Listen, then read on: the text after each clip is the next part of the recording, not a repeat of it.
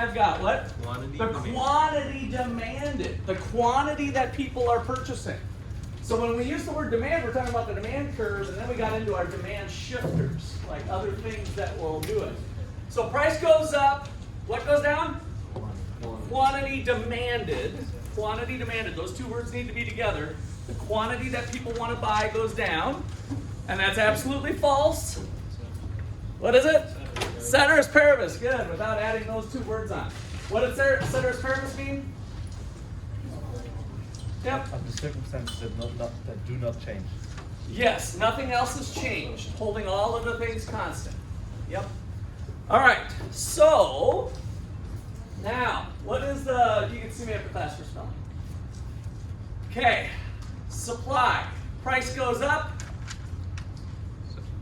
What happens to what with the law of supply?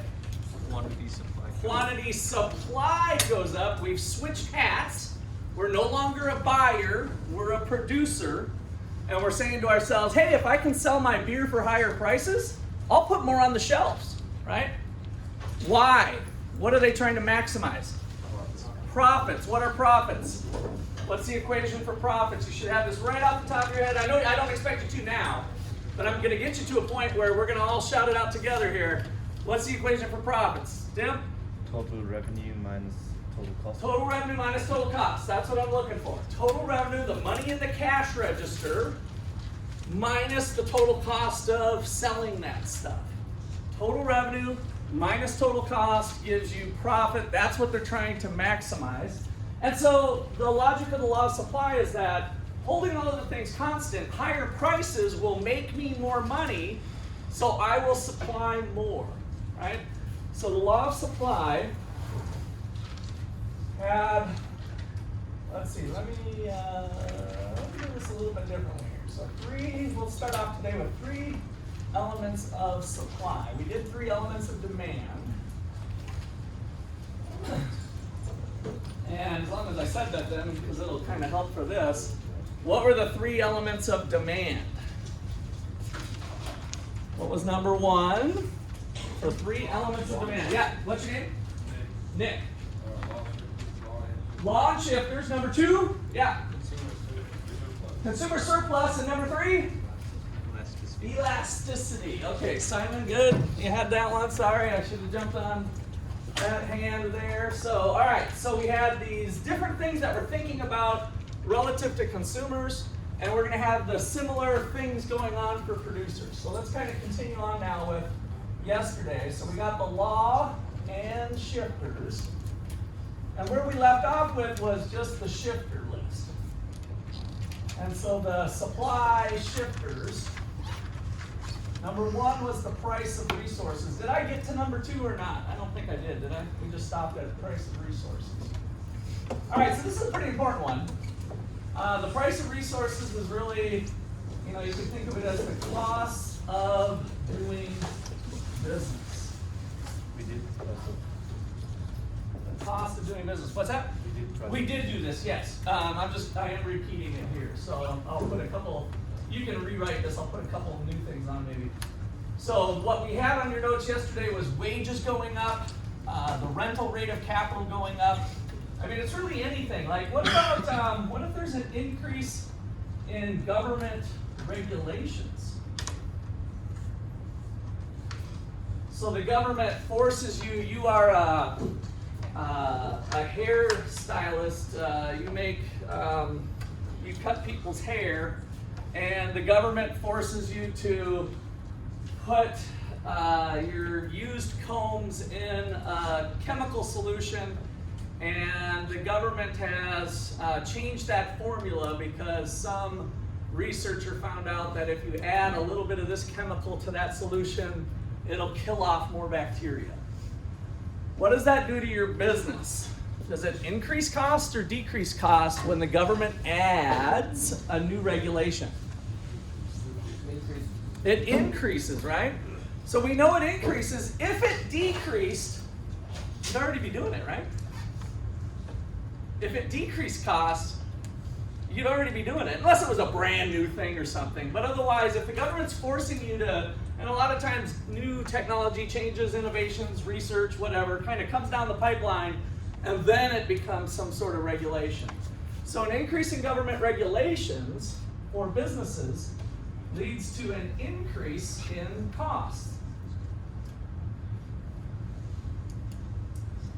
And from our supply curve now being a shifter, similar to what an increase in wages did or an increase in rental rates, an increase in cost will decrease the supply, which was a shift to the left. A shift to the left.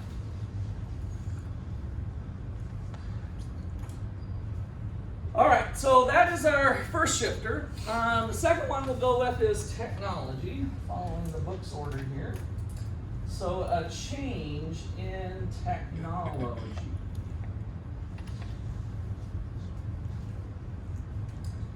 All right, now this one can be a little slippery here. So if there's a change in technology, let's kind of relate this, I think, to the easiest connection would be with people. So we go from old-fashioned typewriters that you guys might have saw in old movies or something to the word processor. Does that make that executive assistant more productive or less productive with his or her activities? Okay, so assuming in this particular case, it's just typing. So the keyboard's the same, might be a little bit of a learning curve with pulling up a Word document or something. More productive or less productive? More. What does productivity mean? What does it mean to be productive? What does it mean to be productive? Let me go back here. If you're more productive at work, what are you doing? What do we mean by that term? So give me a number between 3 and 7. 1, 2, 3, 4. You're up. Give me your name again. Sorry. Cole.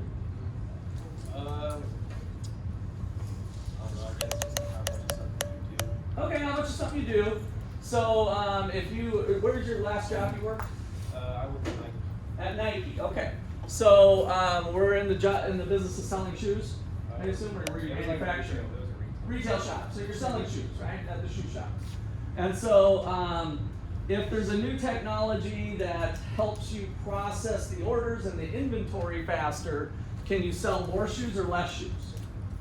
More, right? So one person, maybe it took 2 people to man the shop before, and now with this new technology and cameras and stuff, we're like, hey, we can run the Nike store with just 1, right? And so in a sense, Colton has become more productive in terms of the number of shoe sales per worker, right?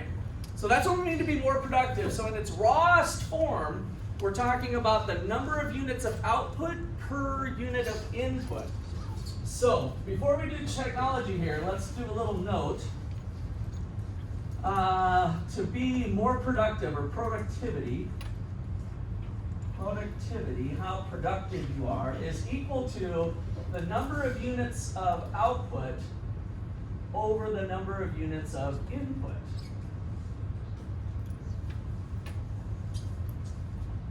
So for the example, Nike gets new computer and surveillance, allowing Colton to work by himself when it previously took 2 workers per shift to sell 100 pairs of shoes.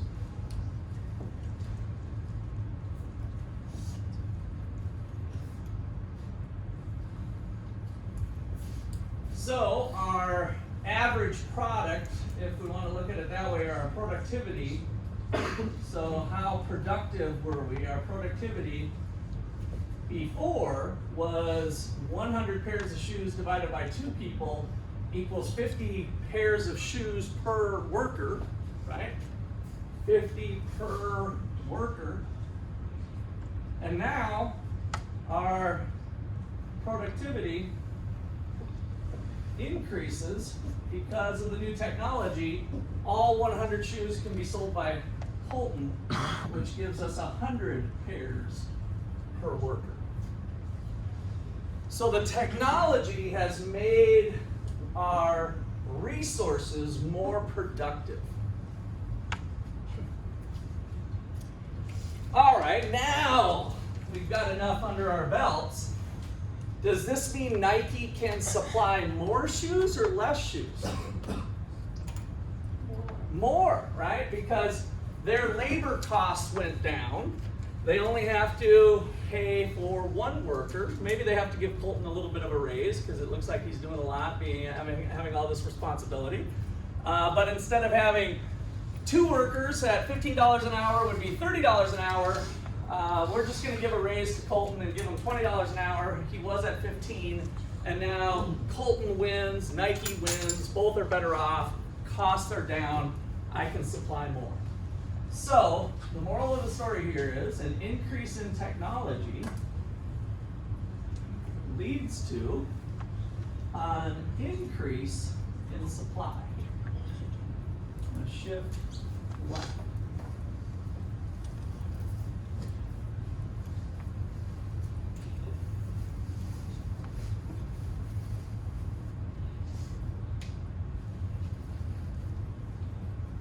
Okay, so any questions on that one?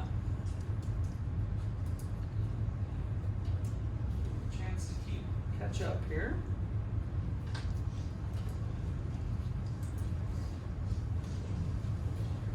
All right, number 3 is weather and political conditions. Sounds like kind of 2 weird things to put together. We probably could have listed these almost separate, but the book has them together. So, the classic one here is that there's an early frost in Florida. So, example, an early frost in Florida. What happens to the supply of oranges?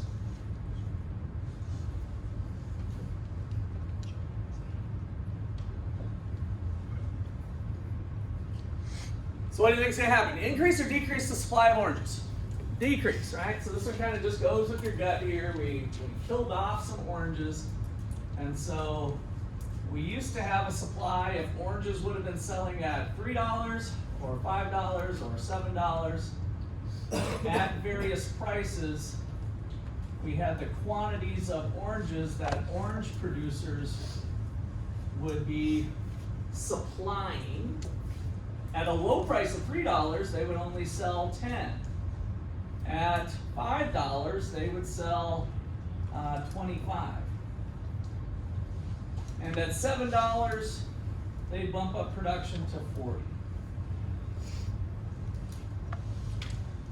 But that was with the current weather conditions. With bad weather, it caused them to reduce oranges, and the supply curve shift to the left.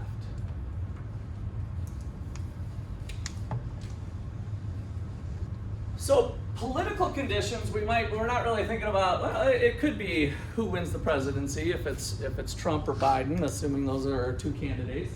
It could be that, but it's more likely something maybe a little bit more dramatic, depending on the story. But if it was,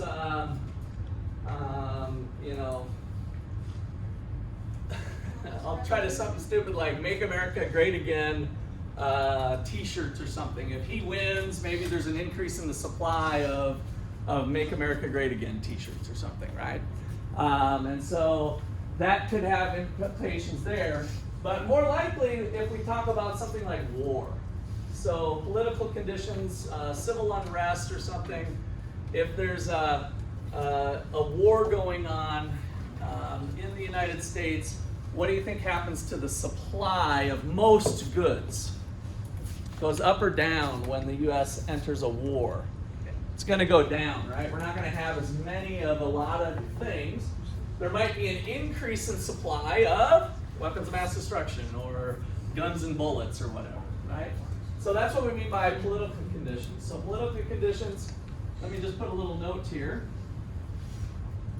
So political conditions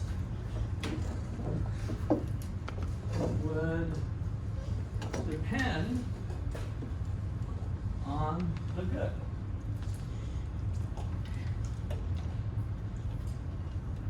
So if there's a war, that would maybe lead to a decrease in the supply of steak, but a war might lead to an increase in the supply of bullets.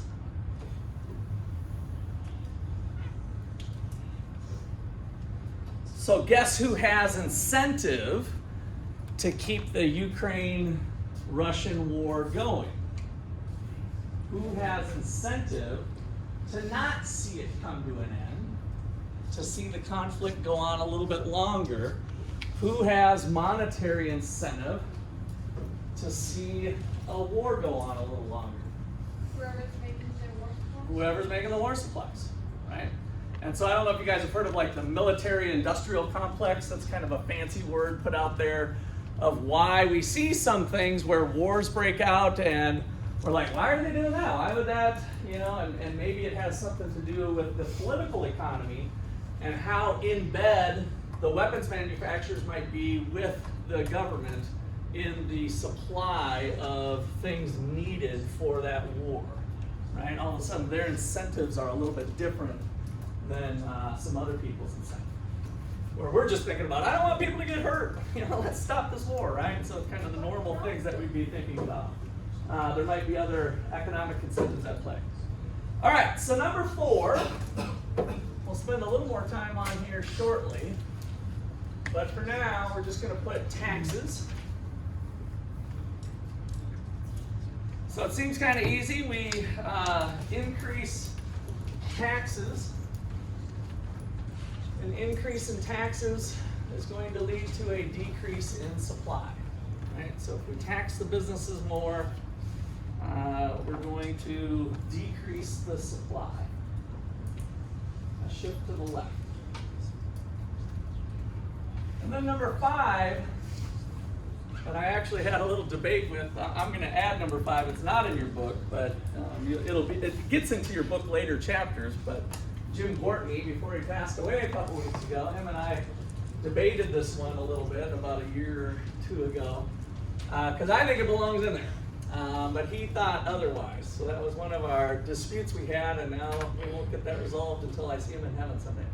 So number 5 is the number of suppliers. The number of suppliers.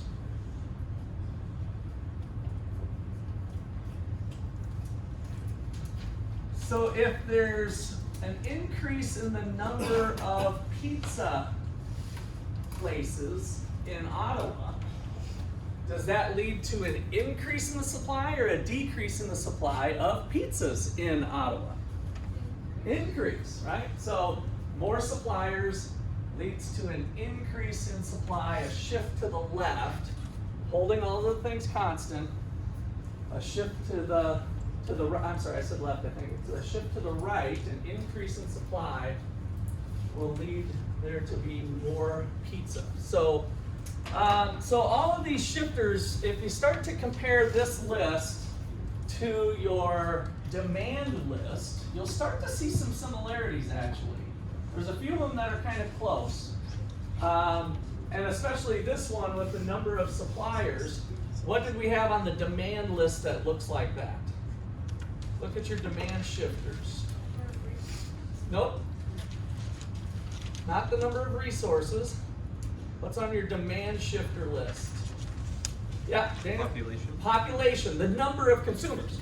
So that was where in August, when the supply of consumers increases in Ottawa because you guys moved to campus, you guys moved to Ottawa, that led to an increase in demand.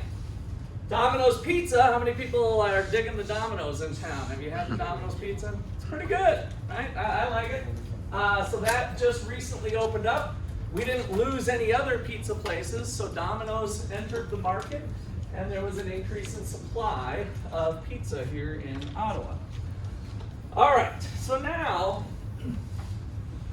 we're gonna put these together, and this is where the video that you guys did on Monday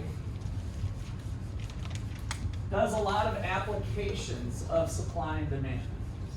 So I'm going to review a little bit of that now, but you guys have your notes from Monday, or depending on when you took them, Monday or Tuesday, on different supply and demand applications. All right, so putting it together.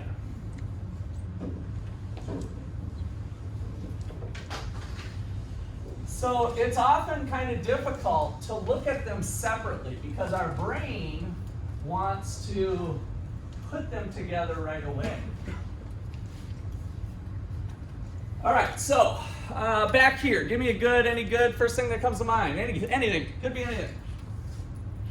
Salt. Salt. Salt it is. So we're looking at the salt market.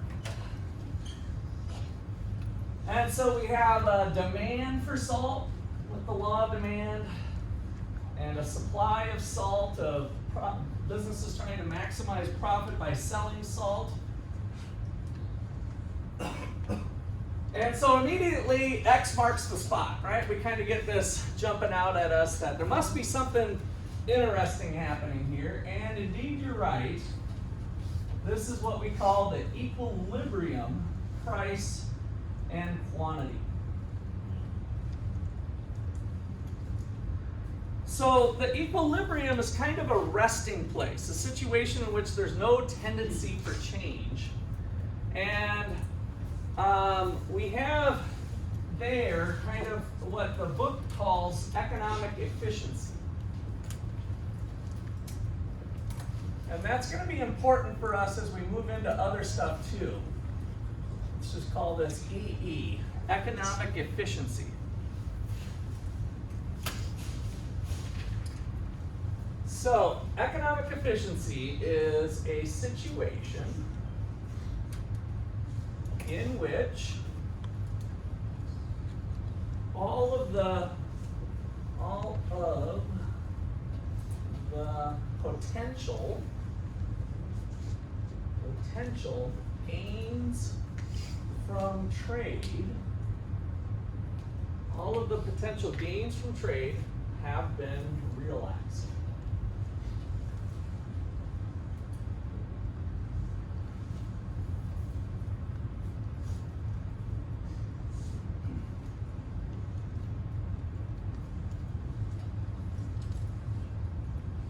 A situation in which all of the potential gains from trade have been realized. So this ends up being an economically efficient point because there's not another point that makes somebody better off without making somebody else worse off. So in our salt market, let's say that salt is selling for a lousy $1.25. I assume you're talking about table salt, right? Okay. So not a big bag of water conditioner salt or something like that. So we got salt selling for $1.25, and at $1.25, there's 100 units of salt being sold. And so what we could say is, well, what's wrong with $2? What's going on at $2? And so at $2, we have kind of an imbalance, if you will. It would be inefficient. In what sense? What's going on at $2? So this is kind of a little bit of review of what you had in your notes from earlier on in the week, but we've built a lot more foundation on it now. At $2, what's going on that's not that's a bit of an imbalance. Daniel? The suppliers are willing to supply more than people want to buy. Okay, good. So at $2, businesses are willing to supply 140 units of salt. So they supply $140 of units of salt, thinking they're going to get $2 for whatever reason, right? But at $2, they've got a lot of salt left on the shelves. There's only 60 units of salt being sold. And so we have this excess supply. An excess supply. And I think I heard Jesse say it, it's also called a surplus.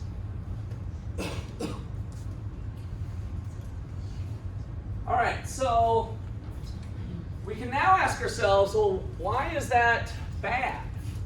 Why is it not stable? Why is it not economically efficient? Well, we've got a lot of unsold salt. And so with businesses having excess salt, what are they going to do to get rid of the salt? Put it on sale. Put it on sale, drop the price, right? So they're going to drop the price. So this is not stable because we have a lot of salt being unsold. They would have never supplied that amount if they didn't think they were going to sell it all, right? So to be efficient, they would have needed to sell it all.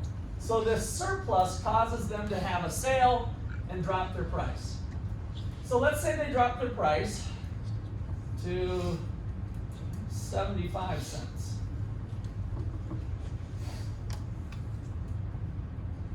Now your lines might not perfectly match up and it doesn't really matter.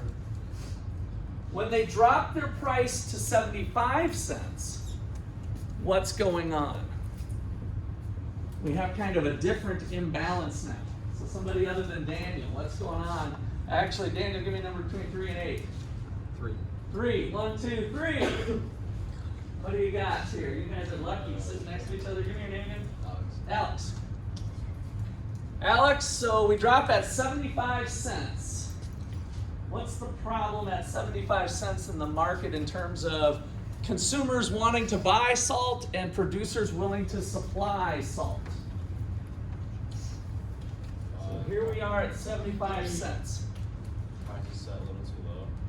So too low, why is it too low though? What's going on at 75 cents in terms of how much consumers want to buy? How much do they want to buy?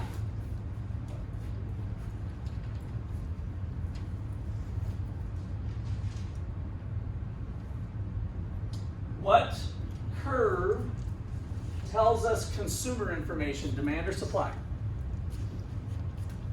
The amount, the behavior of consumers, demand curve or supply curve? Demand curve. So we want to focus on demand. At 75 cents, how much do people want to buy?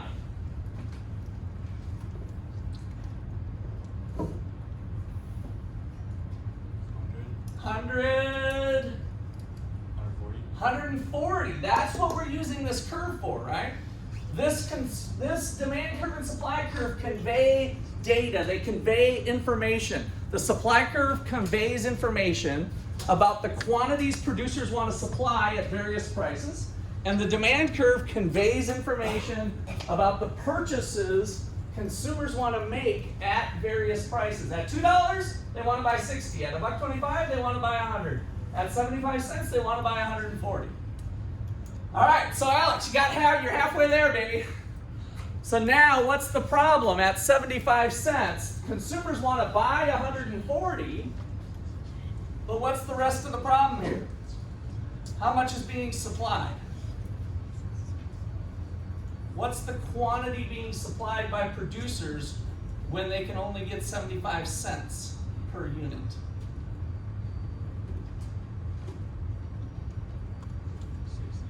How much? 60. 60, good.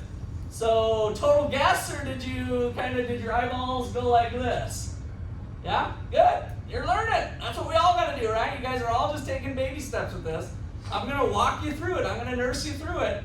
But we got to get there to where we're comfortable working with this space. where there's a horizontal and vertical axis. In here is where the dirty work is. This is where the stories of the real world are told. The story is at 75 cents, consumers want to buy 140, Walmart only has 60 units on the shelf, right? So we have an excess what now? There's an excess. This was excess supply, hint, hint. Excess demand. Excess demand in the sense that the quantity demanded of 140 is greater than the quantity supplied. Now, depending on which story we're looking at, you might not want to write those down. Maybe because I don't want to confuse you when you're looking back. So the quantity demanded is equal to the quantity supplied. So there's an excess demand. Or shortage, I heard some people say. So, think about the signal that that's sending to our profit maximizer. Walmart's open from 7 a.m. to 10 p.m. They open up the doors, and by noon, they're sold out of salt at 75 cents. The shelves are empty, and they keep having consumers come in, and they're like, where's the salt? Where's the salt? Sorry, we sold out at noon. Somebody comes in again at 7 p.m. Where's the salt? Where's the salt? Sorry, we're sold out of salt. Oh, this is one of those bait and switch deals, right? You get me at the 75 cents, you get me in the door, and then you didn't have enough of it, right? So now all of a sudden the consumers are kind of mad and questioning whether they're going to go patronize Walmart anymore. So what does Walmart need to do to correct the problem? Increase the price. So now we're starting to see how prices are the correcting mechanism for all of the changes in resources and output, the exchanges being made in the economy, the adjustments over time in the market. The equalizer is the price. Prices are changing to reflect real world stuff, like the quantity of resources and the quantity of salt and the quantity of beer, pizza, and chicken wings. So Walmart drops the price, raises the price, drops the price. They kind of grope. I like to think of them groping the market. I know the groping's not always the best word in all contexts, but they're kind of feeling it out, right? They haven't done an economic analysis of salt, right? They didn't hire an economist to say, what's the perfect price of salt? And in fact, they don't even know for sure what it is, because if the FDA comes out with some information that says salt's going to kill you, it's going to take 10 years off your life, what might happen to the demand for salt when we learn that salt will kill you? It'll drop, right? Our taste or preferences are going to change. Now watch, what's your prediction now when demand for salt drops? What happens to the price? It's going to decrease. There it goes. All right? X marks the spot. Salt's going to decrease. Maybe someday it'll be 75 cents. Maybe it'll be 25 cents because nobody's using salt. Everybody wants to live longer, right? And so even though salt was cheap, the amount of salt that needs to be kept on hand for inventory for Walmart is now here because salt kills you and people don't want to buy it and they're not going to make money on it, right? So prices adjust to reflect real world circumstances of people engaged in exchange. Tim? What would happen if they just produced more? Just for example, to undercut the other salt producers. Okay, so we want to be careful of what's going on with which one. So you're talking about the suppliers wanting to undercut them. Is that what I heard you say? Yeah. Are they supplying more to the market? For example, by producing more and keeping the price lower. Okay, so remember that Walmart is just, in the example I'm using here, Walmart's just one of the suppliers, right? So there's potentially hundreds of suppliers of salt. And so if Walmart's supply is relatively insignificant, then their shift when they do something different is right there. Did you see me move? That's it, right? And so this is the market for salt, which has lots of salt producers. Does that make sense? Yeah. So we'll get into that type of issue when we get into choices businesses are making to maximize profits. So we'll get there. We'll get there. We're about 3 weeks out from that. 3 or 4 weeks out here, maybe 3. Okay, so that is our equilibrium. And so kind of a side note that your book has here that I think is a good one. They have it as part of the definition. I'm going to put it as a thing. So I'm going to put it as a little note. An action or a change is efficient only if the benefits of that change, which we're going to call the marginal benefit, that we'll spend more time on as well. I'm not going to need a hint of that, but let me just insert that. An action is efficient only if the benefits of that change are greater than the cost of the change, which is our marginal, kind of our incremental change that we're doing, our marginal cost. That would be, oh, let's lower price, right? Let's increase price. Let's, something that we have the power on, then that change is efficient only if the benefits exceed the cost. All right.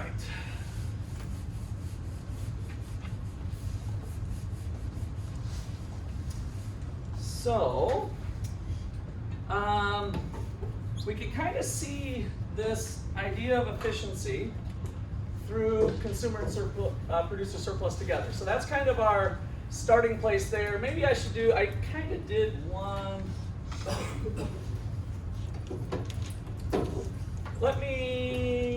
Let's draw a new one. What if salt kills? Yeah. This one's a personal story because I got high blood pressure. So I'm learning to watch my sodium. I was looking at the sodium on various condiments in my refrigerator last night, the amount of sodium. I've had high blood pressure for a while, but now it's getting higher. And I can't attribute it all to you guys bringing on stress that you do for me, so. All right, so what if salt kills? So let's go back to this example. I just kind of want to rewrite it in a clean way. We're at 100 and $1.25.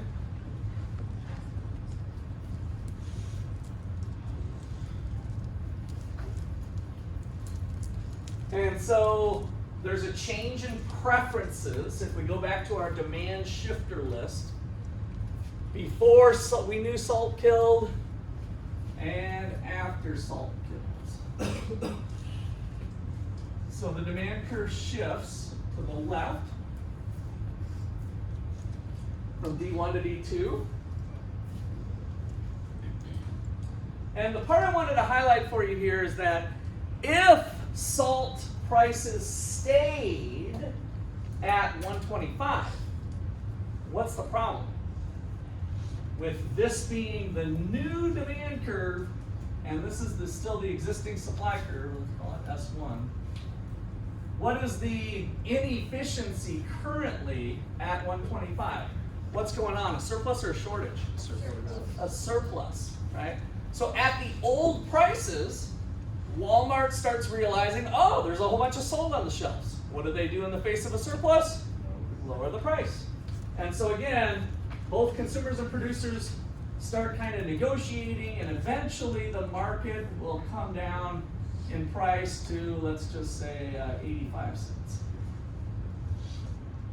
And so we'll put a little new equilibrium. So notice my notation here, P star 1 to P star 2. Prices fell, and quantity also fell, so let's just say 80, making up some numbers here, to Q star 2. So the star is the equilibrium, and this is the new equilibrium point.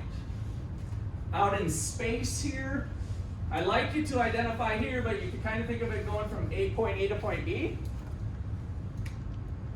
but something that's letting us see the effects of salt being a killer is a decrease in the price of salt.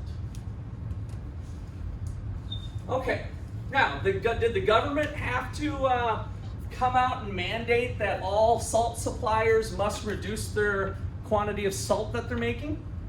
No. Did the government have to do that? No. This is the invisible hand that we talked about last week. The invisible hand of the market through decentralized decisions of consumers and producers is causing salt production to drop. So we didn't need the government to come out and ban salt or to reduce salt. The market ended up having a correction where salt is cheaper because people aren't buying as much. We still might need salt for other purposes, right? So we don't know that all this salt is being consumed. Maybe it's for other reasons in the production process of something else. They might ban more dangerous salts at that point. Could be. All right, so number 2 here, or putting supply and demand together, let's call this, what about consumer surplus and producer surplus? Question mark. What about consumer surplus and producer surplus? Which makes me think I didn't complete my 3 elements of supply. So let me see if I can patch this back together.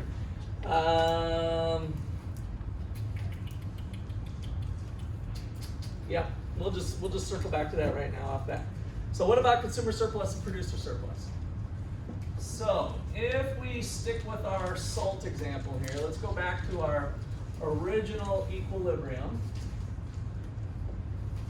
at $1.25 and 100 units of salt.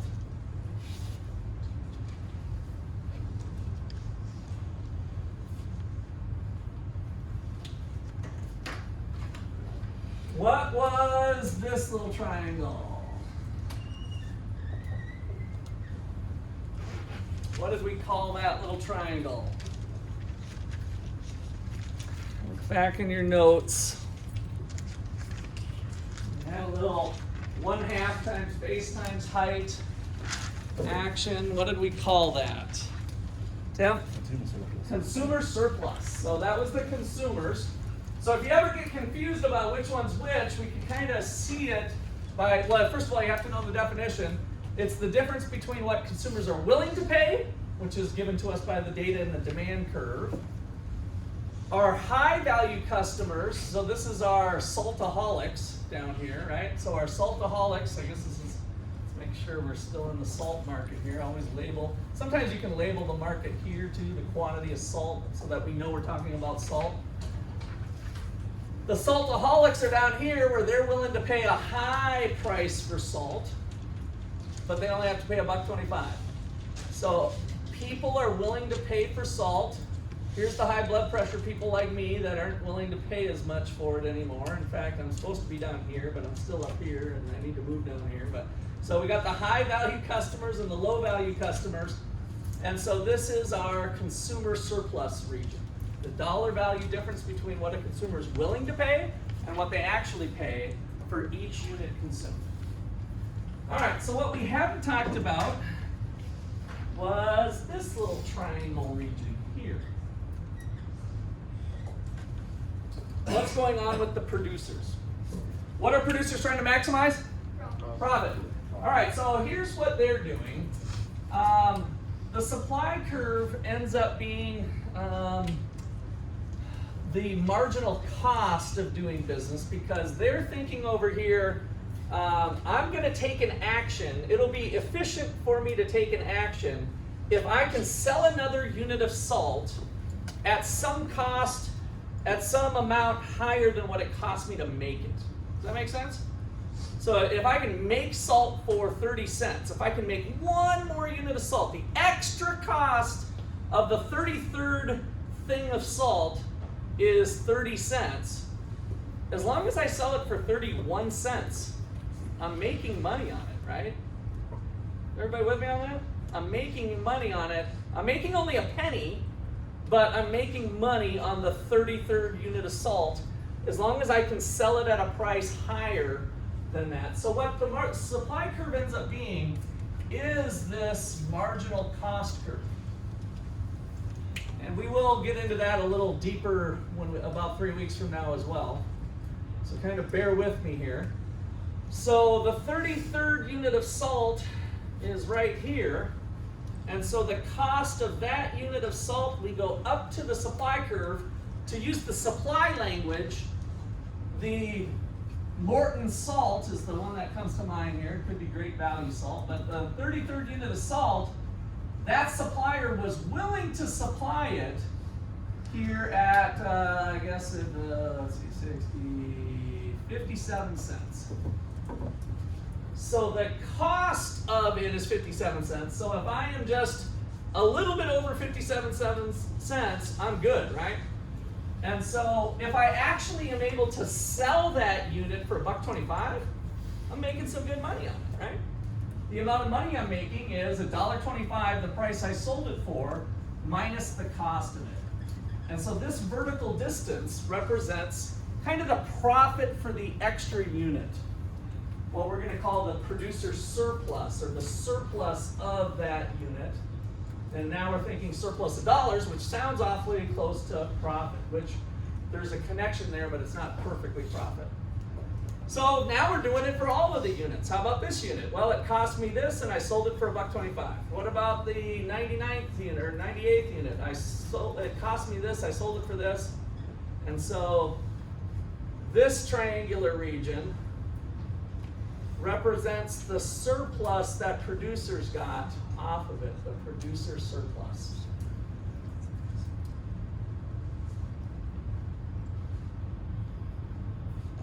So producer surplus is this gain to producers for the production of additional unit. All right, so now the reason for bringing this up is if we think about society, including producers and consumers, then the dollar value to producers is this, the consumers is this. This is back to Tom and Jen on the island in a sense, right? I'll sell you salt, you buy salt from me, I win, you win, win-win situation, right? So back to last week. So producer surplus is the gain or the win, the gain from trade for the producer, and the consumer has this gain from trade. And so the point in bringing this up this way is, well, what if we were not at this 100 units? What if it looked like this? Then we would have, at this level here, we'd have some consumer surplus and producer surplus. We'd still be at $1.25, but now we got this trapezoid, right? If we stopped here at 80 and we just said, maybe the government comes in and says, no more than, I said 80, but it looks more like 60 according to my numbers here. No more than 60 units of salt can be sold. That's it. Then this would be, have you guys heard of a quota before? Kind of a maximum amount? Well, that's what a quota would look like. You know, Biden comes out and says, salt kills you. No, but we're not going to make more than 60. If that was the regulation, we would actually be taking away this amount of gain to both consumers and producers by Biden stepping into the salt business. And so instead, usually in the United States, we'll let people decide for themselves if salt is harmful rather than the government official deciding salt is harmful.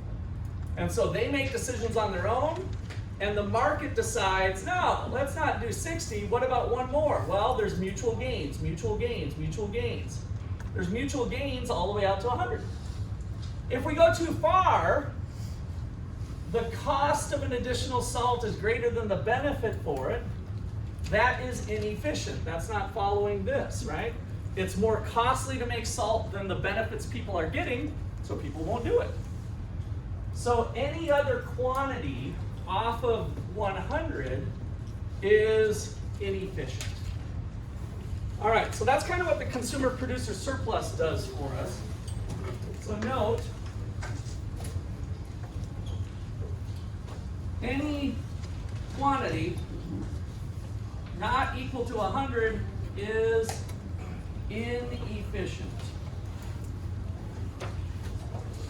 And that is a wrap.